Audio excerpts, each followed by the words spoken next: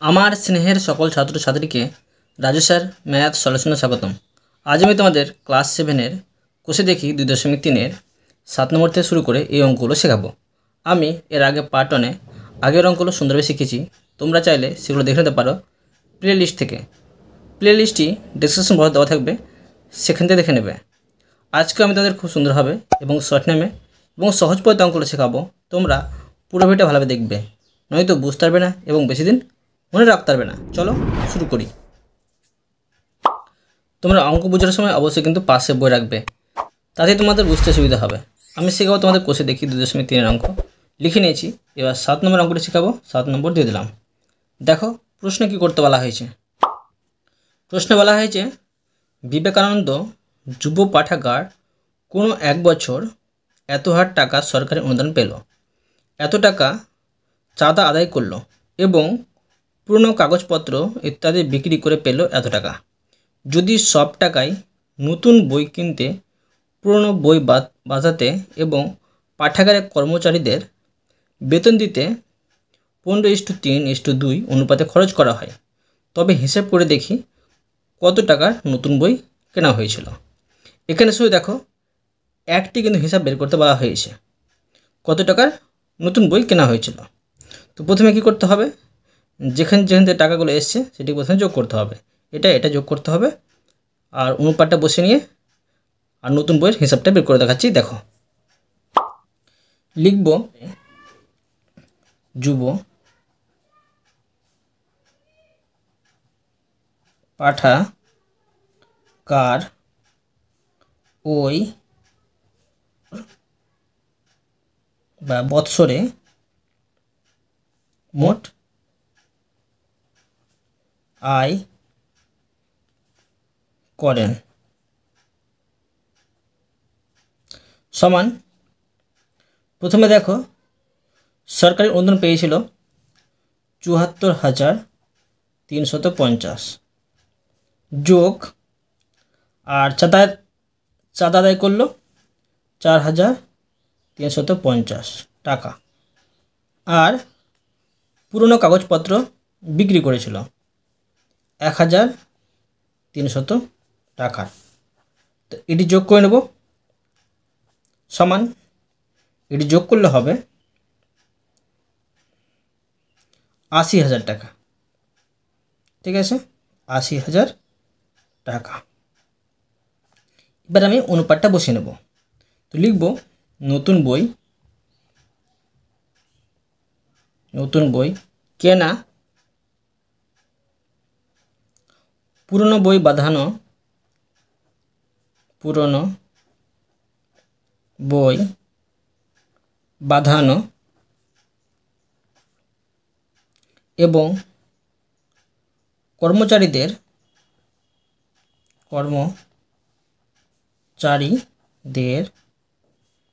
বেতনের অনুপাত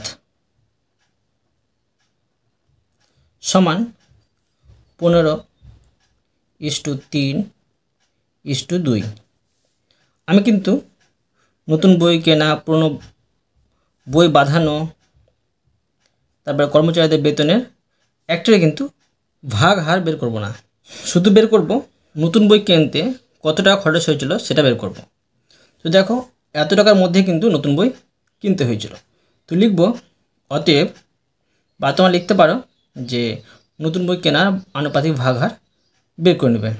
নতুন বই কেনা এটা মানে 15 উপরে আর নিচে এটি যোগ করে বসাতে হবে আর অংশ লিখতে হবে।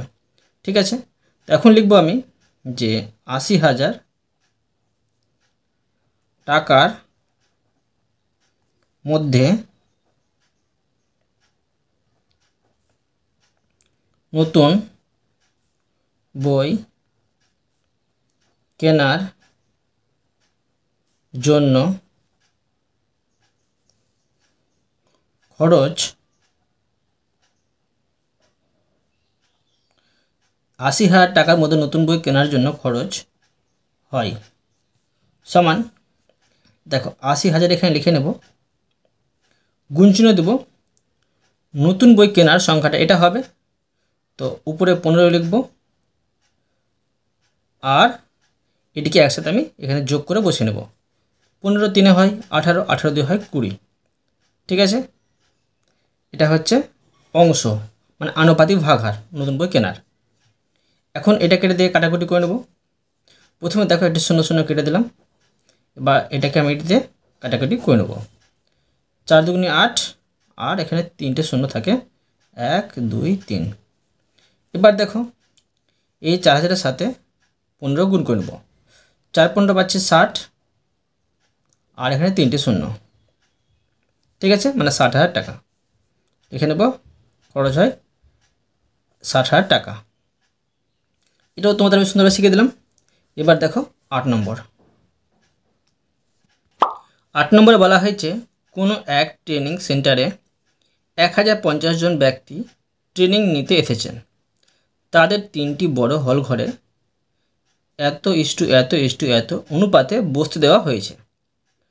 প্রতি হল ঘরে কতজন বসবেন হিসেব করি। এখানে কিন্তু 3টি ঘরে কিন্তু হিসাব বের করতে বলা হয়েছে।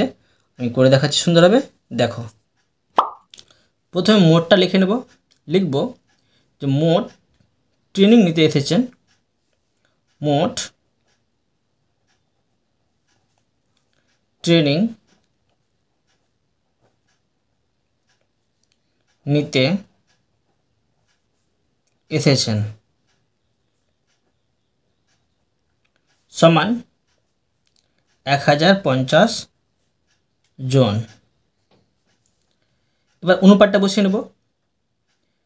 তো লিখব প্রথম, দ্বিতীয় আর তৃতীয়, বা লিখতে পারি 3টি হল ঘরে বসতে দেওয়া ব্যক্তির অনুপাত। লিখব 3টি হল ঘরে বসতে দেওয়া ব্যক্তির অনুপাত সমান 11:3:3:1/2। এখন দেখো এটার পুরোটা ভেঙে নিচ্ছি, তবে কিন্তু অঙ্ক করতে সুবিধা হবে। তো এখন দেখো 11:3, এটা পূর্ণ ভাঙলে হবে 3 2 6 আর 1 যোগ করলে হবে 7, 7/2। ঠিক আছে, তো তোমরা প্রত্যেকটি ঘরে মানে 3টি ঘরে কিন্তু আনুপাতিক ভাগাটা বের করতে পারো, করলে ভালো, আর না করলেও কোনো অসুবিধা নেই। ঠিক আছে, এখন আমি কি করব যে এতজনের মধ্যে প্রথম ঘরে বসতে দেওয়া হবে সেই হিসাবটা লিখব। তো লিখব দেখো যে অতএব 1050 জন বা জনের মধ্যে প্রথম ঘরে বসেছেন সমান, তো এইভাবে করবো। দেখো প্রথমে 1050টা বসিয়ে নেব, গুণচিহ্ন দিয়ে প্রথম ঘরের আনুপাতিক ভাগাটা বসাবো। তো দেখো প্রথম ঘরের আনুপাতিক হার তো বের করিনি আমি, তো কী হতে পারে। তো প্রথম ঘর হচ্ছে এটা, এই সংখ্যাটা 11, উপরে 11 লিখতে হবে, আর নিচে কিন্তু এটি সম্পূর্ণটা যোগ করে কিন্তু বসবে সম্পূর্ণ সংখ্যা। তো এটা যোগ করলে কি হবে দেখো, তোমাদের এখানে আমি রাফ করে দেখাচ্ছি। দেখো 11 যোগ 3 আর যোগ এটা হবে 7/2। এটা ভগ্নাংশে যোগ করতে হবে। এর নিচে 1 আছে, এর নিচে 1 আছে, আর এখানে 2, মানে হরগুলো লসাগু করলে 2 হয়। 2 আর 11 গুণ করলে হবে, মানে এর নিচে 1 আছে, 2কে 1 দিয়ে ভাগ করলে 2 হয়, 2-এর সাথে 11 গুণ করলে হয় 11 দিয়ে 22। এর নিচে 1 আছে, 2কে 1 দিয়ে ভাগ করলে 2 হয়, 2-এর সাথে 3 গুণ করলে হয় 3 2 6, যোগ 2কে 2 দিয়ে ভাগ করলে 1 হবে, 1-এর সাথে 7 গুণ করলে 7 হবে। কী দাঁড়াচ্ছে এখন দেখো, 11 6 হচ্ছে 28, 28 আর সাথে হচ্ছে 35, এখানে লিখব 35, আর নিচে হচ্ছে 2, এখন দেখো এটা পেলাম যোগ করে 35/2। তো এখানে লিখতে পারি 35/2, ঠিক আছে, 35/2 এটা দিয়ে গুণ করতে হবে। তো এখন দেখো যে এইভাবে তো কাটাকুটি যাবে না, অঙ্কটা কঠিন লাগছে দেখতে। সহজ করলে কীভাবে করা যাবে দেখো, 1050 গুণিত এই দাগটা মানে হচ্ছে ভাগ, মানে 11 ভাগ এটা। তো এটাকে আমি এখানে রাফ করে দেখাচ্ছি, দেখো 11 ভাগ 35/2।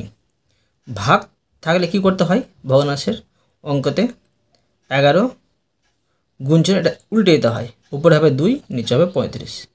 এবার যদি কোনা কোনা বা উপর নিচে কাটাকুটি যায়, কাটাকুটি করতে হয়। এখানে কাটাকুটি করা যাচ্ছে না, তো উপরে গুণ করে উপরে বসবে, 11 দিয়ে হচ্ছে 22 আর নিচে হচ্ছে 35, মানে এটা দাঁড়াচ্ছে। এই সংখ্যাটা আমি এখানে বসিয়ে নেব 22/35। এখন আমি এই কোনা কোনা কিন্তু কাটাকুটি করে নেব।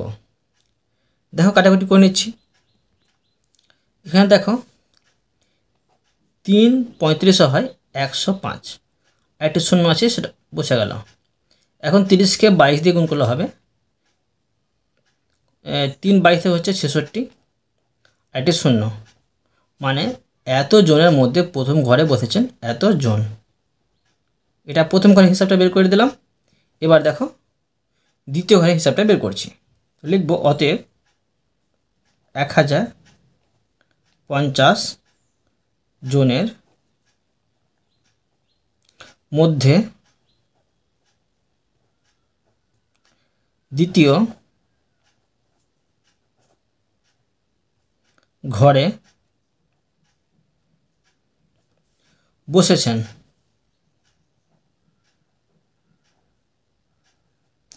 সমান আবার 1050 গুণিত, দেখো দ্বিতীয় ঘরের সংখ্যাটা কি হবে,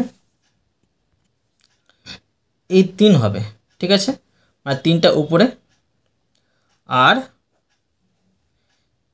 এই সম্পূর্ণ সংখ্যা যোগ করে যেটা পেয়েছি 35/2 এটা কিন্তু এখানে বসবে 35/2, মানে এটা হচ্ছে এই সংখ্যাটা হচ্ছে তোমার দ্বিতীয় ঘরের আনুপাতিক ভাগহার, ঠিক আছে। মোট সংখ্যার সাথে আনুপাতিক ভাগহারটা গুণ করতে হয়।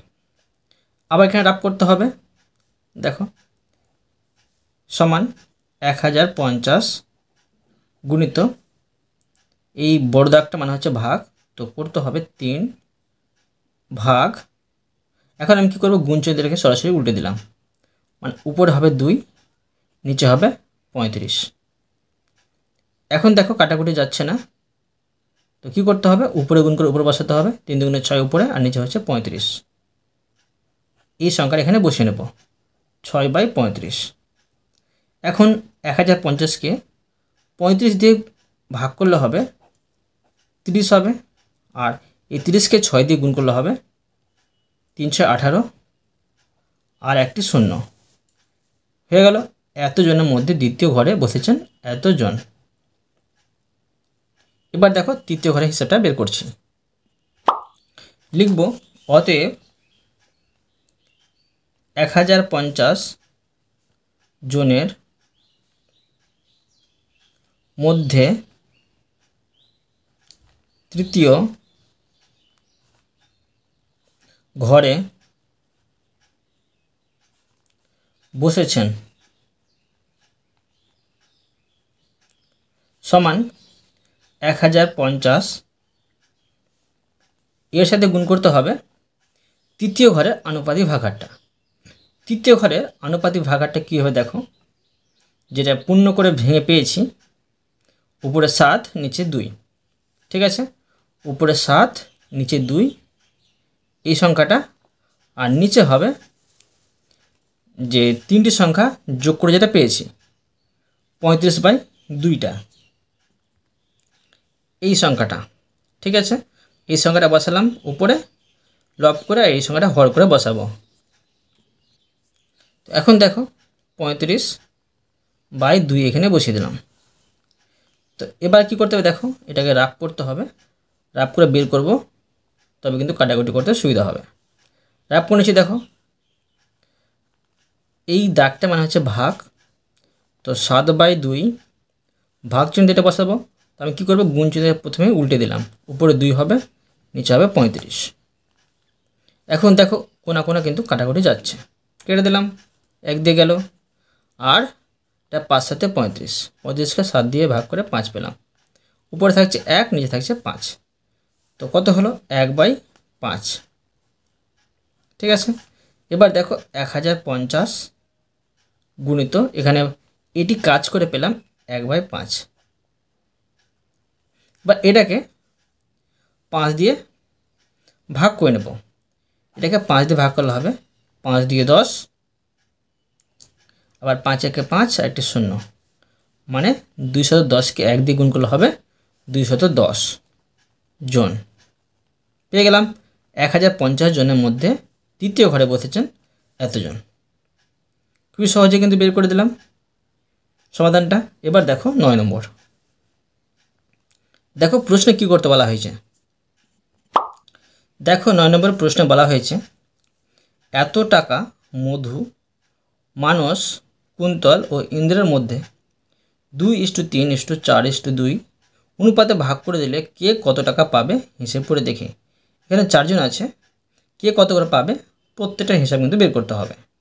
করে দেখাচ্ছি। দেখো আমি তোমাদের 1 নম্বর অঙ্কটাতেই বুঝিয়েছি কীভাবে আনুপাতিক ভাগগুলো বের করতে হয়। তোমরা চাইলে 1 নম্বর অঙ্কটা দেখে নেবে আর প্রত্যেকটাতে আনুপাতিক ভাগাহার বসিয়ে নেবে। আনুপাতিক ভাগাহারটা বসালে হবে, না বসালেও হবে। যদি আনুপাতিক ভাগাহারটা বসাই অঙ্কটা বিশাল বড় হয়ে যাবে, সেই জন্য বসাচ্ছি না। ঠিক আছে, এবার দেখো প্রথমে লিখে নেব 9 নম্বরে মোট টাকার পরিমাণটা। তো লিখব যে মোট টাকার পরিমাণ, মোট টাকার পরিমাণ সমান 12,100। ঠিক আছে, এবার এখানে আমি বসাবো অনুপাতগুলো। তো লিখব যে মধু, কমা মানস, কমা কুন্তল ও ইন্দ্র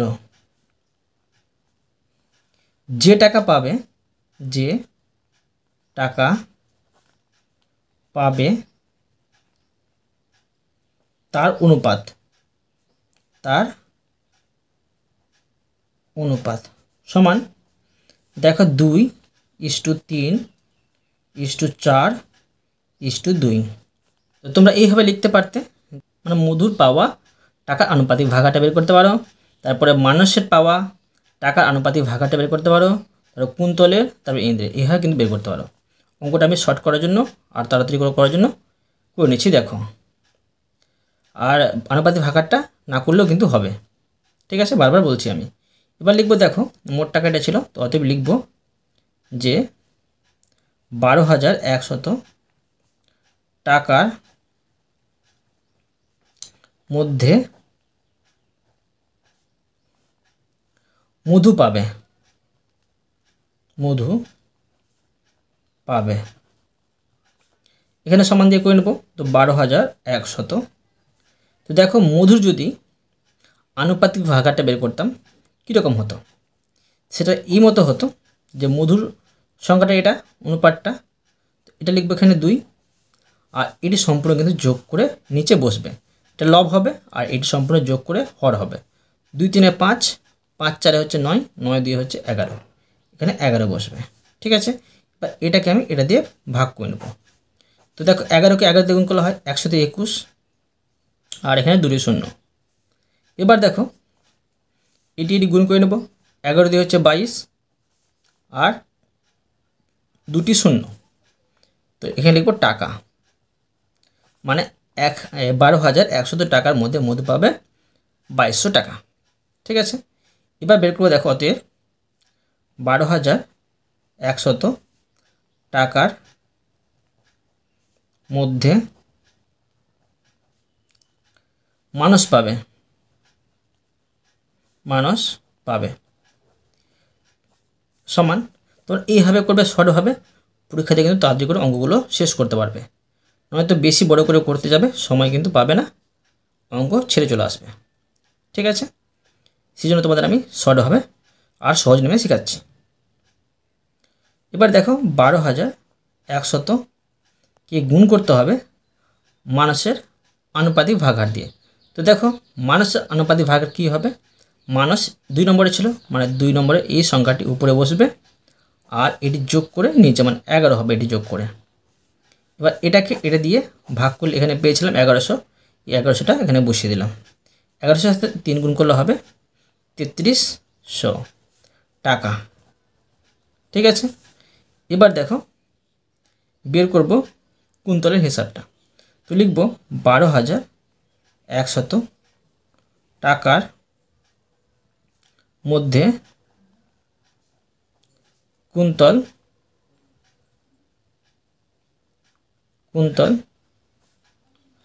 পাবে সমান 12,100 গুণিত, দেখো কুন্তলের আনুপাতিক ভাগাহারটা কী হবে, কুন্তলের সংখ্যা এটা, তো এটা লব হবে আর সেই সংখ্যাটি যোগ করে হবে 11। এটাকে আবার 11 দিয়ে ভাগ করলে হবে 1100, 1100কে 4 দিয়ে গুণ করলে হবে 4400 টাকা। ঠিক আছে, 3 জনে বের করলাম, এবার বের করব ইন্দ্রের। তো লিখব অতএব 12,100 টাকার মধ্যে ইন্দ্র পাবে সমান 12,100 গুণিত ইন্দ্রের, দেখো আনুপাতিক ভাগাহারটা হবে উপরে 2 আর নিচে হবে 11। ঠিক আছে, এবার এই 12,100কে 11 দিয়ে ভাগ করলে হবে 1100, 1100কে 2 দিয়ে গুণ করলে হবে 2200 টাকা। দেখো 4 জনে কিন্তু হিসাবটা আমি বের করে নিলাম। এবার দেখো 10 নম্বর। দেখো প্রশ্নে বলা হয়েছে এবিসি ত্রিভুজের 3টি কোণের সমষ্টি 180 ডিগ্রি। কোণ বিএসি, কোণ এবিসি ও কোণ এসিবি এর অনুপাত 3:5:10। যদি কোণ বিএসি এর মান 10 ডিগ্রি কম এবং কোণ এবিসি এর মান 10 ডিগ্রি বেশি হয়, কোণ তিনটির অনুপাত কত হবে হিসেব করি। এই অঙ্কটা একটু কঠিন আছে, তোমরা মন দিয়ে বোঝো, আমি তোমাদের সহজ নিয়মে শেখাচ্ছি। দেখো প্রথমে লিখে নেব যে এবিসি ত্রিভুজের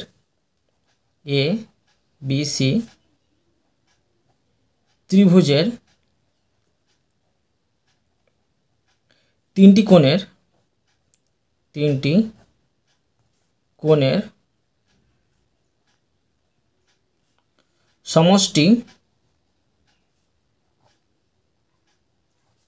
সমান 180 ডিগ্রি। এবার অনুপাতটা বসিয়ে নেব। তো লিখব যে কোণ বিএসি কমা কোণ এবিসি কোণ এসিবি এর অনুপাত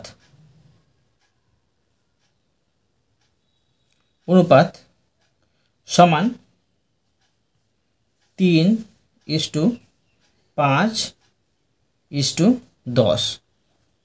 এখন দেখো লিখে নেব যে 180 ডিগ্রির মধ্যে কোণ বিএসি এর মান কত হবে। লিখব অতএব 180 ডিগ্রি এর মধ্যে কোণ বিএসি এর মান সমান 180 ডিগ্রি গুণিত, তো দেখো কোণ বিএসি এর আনুপাতিক ভাগাহারটা কী হবে সেটা বসাবো। উপরে হবে 3 আর এটি যোগ করে হবে 3 আর 5 8, 8 আর 10 হচ্ছে 18, এটা হচ্ছে আনুপাতিক ভাগহার কোণ বিএসি এর। বা এটাকে এটা দিয়ে ভাগ করে নেব। তো এটাকে এটা দিয়ে ভাগ করলে হবে 10, আর 10কে 3 দিয়ে গুণ করলে হবে 30 ডিগ্রি। ঠিক আছে, এবার দেখো, অতএব 180 ডিগ্রি এর মধ্যে কোণ এবিসি এর মান সমান 180 ডিগ্রি গুণিত, দেখো কোণ এবিসি এর আনুপাতিক ভাগহারটা কী হবে সেটা বসাবো। উপরে হবে 5, আর এই তিনটে সংখ্যা যোগ করে কত পেয়েছিলাম 18, এখানে 18 বসিয়ে নেব। আবার এটাতে ভাগ করলে হবে 10, 10কে 5 দিয়ে গুণ করলে হবে 50 ডিগ্রি। ঠিক আছে, এবার দেখো বের করব 180 ডিগ্রি এর মধ্যে, বের করতে হবে কোণ এসিবি। তো লিখব কোণ এসিবি এর মান সমান 180 ডিগ্রি গুণিত, দেখো কোণ এসিবি এর আনুপাতিক ভাগহারটা কী হবে, উপরে 10 আর নিচে হবে 3, 5 আর 10 যোগ করে 18 হচ্ছে, সেই 18টা। এটাকে 18 দিয়ে ভাগ করলে হবে 10, আর 10কে 10 দিয়ে গুণ করলে হবে 100 ডিগ্রি। ঠিক আছে, এটা আমি সুন্দরভাবে শিখে দিলাম। তো আজকে আমি তোমাদের এই পর্যন্ত অঙ্ক শেখালাম, বাকি অঙ্কগুলো পরে ভিডিওতে নিয়ে আসবো। আশা করি তোমরা প্রতিটি অঙ্ক ভালোভাবে বুঝতে পেরেছো। তবুও কোথাও যদি বুঝতে না পেরে থাকো আমাকে কমেন্ট বক্সে জানাবে, আমি তার জন্য ভিডিও নিয়ে আসবো বা অ্যান্সার দেওয়ার চেষ্টা করব। আর অবশ্যই তোমরা এই ভিডিওতে লাইক করে দেবে এবং পরবর্তী অঙ্কর জন্য চ্যানেলটিকে সাবস্ক্রাইব করে নেবে। ধন্যবাদ।